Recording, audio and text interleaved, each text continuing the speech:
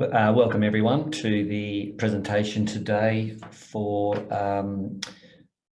just pre-retirement budget planning. As we're getting attendees coming in now, we'll get started straight away into the presentation. Just bear with me for a moment and I'll get the presentation started. Now, look, as we're going forward, we'll start with the let's get your pre-retirement checklist started. Now, part of the presentation that I'll be doing will be, just bear with me for a second, there we go. I'll be covering three things in the agenda. One of those is the first part will be why should you have a lifestyle plan? And I'll focus probably a little bit more heavily on this particular space. I'll go over and cover how to prepare a retirement budget, and finally then how to increase and maximise your savings. And obviously that all ties in with what we're doing in our budget section of the presentation. Now, again, the presentation is just providing general advice. It's not specific, and every person's situation is different. So certainly take that on board is, this presentation being a general presentation. Now let's move into it. Why should you have a lifestyle plan? I'll break this into two sections. One on the left-hand side of the screen here, we'll go through and I'll cover off on that section. But on the right-hand side, there's some areas there that we may not have thought about previously. So let's look at some of the things that we all sort of think about there. And one of those is, when would you want to retire or reduce your hours? It may not be just fully retiring from the workforce. It may be transitioning into maybe 2 or 3 days a week before you then decide at some point to fully retire from the workforce. Leading on from that is what sort of lifestyle do you want? The income that you need to spend, and most people don't really want to take a pay cut when they do retire from the workforce. So what does that look like and what sort of income do we need? You're traveling, leisure expenses. Obviously, we're not doing a huge amount of traveling at the moment, unless we're traveling intrastate. Soon we'll be able to travel around the country. It may not be for another year or so before we travel overseas. Things like working on your home, your renovations, your maintenance, painting, doing gardening work. They're all things that we all sort of think about at some point leading up to retirement. I'll throw in a couple more ideas here, things like trying some new activities. So as you're working in your last few years, maybe you start doing some volunteering work, or maybe incorporating some sport, joining a golf club or a bowls club or a tennis club perhaps. What sort of hobbies that you like? Is there something there that you could look at? Or maybe even looking at different types of work outside of what you've been currently doing. That could give you some interest and some excitement, and adding a few more years worth of work if that is appealing to you. Also, I think really important is also to increase your friendship group. When you're at work, you're busy, you've got your social network at work. When that finishes, we need to, in some ways, replace those that social network and that contact. So increasing your friendship group is, I think, quite important. And also, something else to think about is maybe updating your skill set. Maybe a course on languages or cooking or sewing, perhaps. Just something that you may be interested in that you could become more involved with, and again, give you that little bit of interaction with other people, and also other things to to improve your skill set. Now, following on to the next point, communication with your partner. Most people, or a lot of people, are working 5 days a week and have 2 days a week with their partner at home. If their partner is retired, or even if they're not, in both cases you're working and only spending a couple of days a week. When you're both retired, you will be spending a lot more time together. So that's perhaps where a communication or talking with your spouse on, how are you going to spend your time, and again, what are the roles at home going to be? You may not be used to cooking or cleaning or, the general housework, stuff like that. However, that's something that needs to be discussed and looked at, so that when you do, when you're both at home, you can then work together and certainly make it a good and smooth transition into retirement, so that you're both on the same page and working together.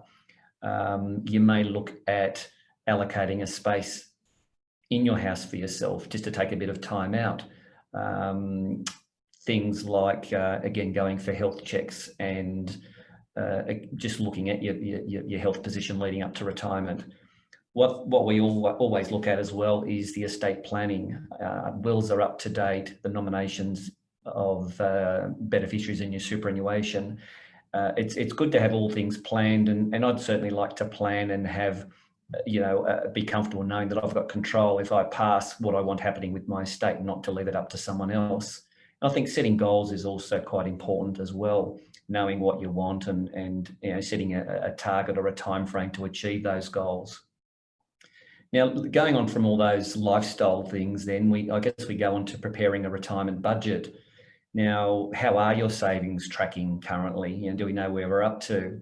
Now, do we know what we're currently spending? Last webinar, I spoke about the fate ratio, which is really just looking at what your spending habits are and what excess cash flow that you do have. Now, let's review that current income and spending. Where does it go? Now, if you're not quite sure, maybe refer to your bank and credit card statements, where you can really have a look at what your spending is like and how much you are spending currently versus to how much is saved and put towards your retirement. Now, also consider then what your additional extra expenses are. Things like maybe updating your car or buying a caravan, a boat, holidays, for example, or renovations, etc. So there's a number of huge or potentially huge expenses that will come through as you lead up towards retirement, and allocating funds towards that are quite important. Now, if you're not quite sure, or if you haven't gone through your bank or credit card statements, maybe using a budget planner or a budget guide could work, where you can write down your expenses and allocate items to that and work out a budget from there. And then I guess leading on from that is, are you maximising use of income?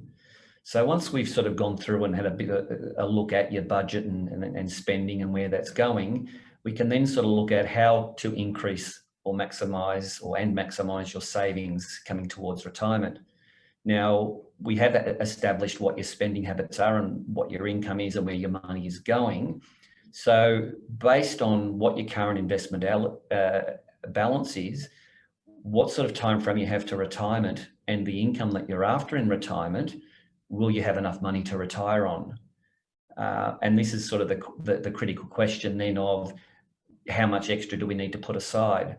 And things like maximising your super contributions, putting as much in as we can to get the best tax deductions and build up your super as quick as we possibly can. Consider the debt reduction. People may still have some form of debt. Do we maybe reduce that debt, or perhaps looking at debt recycling as an option as well? Now, asset allocations, obviously the higher allocation to growth we have, potentially the higher rates of return. Now, based on that, we can reconsider what our spending habits are, and obviously going back to the budget is, number one, how much do we have in our savings, and are we likely to achieve those goals? And that's when we need to look back at the budget to say, can we trim the budget and what we're currently spending in any way, so we can then maximise our savings and money towards retirement. Now, the other things we may have to consider is reconsidering our retirement date if we don't have sufficient funds, or reconsider our retirement lifestyle that we're after.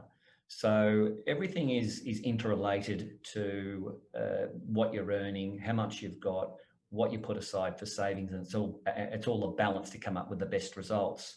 So once we've established that, then we can develop and monitor a plan, and certainly make sure it's achievable and it works well towards achieving those goals at retirement. Now, what should we do now? Look, there's both financial and non-financial considerations that need to be reviewed, and I think looking at both of those are really, really important. And where we can help is scheduling a 15-minute chat or so, just to have a bit of a chat about the situation and see where we can go, and if there are changes that need to be made. it's certainly never too late to plan.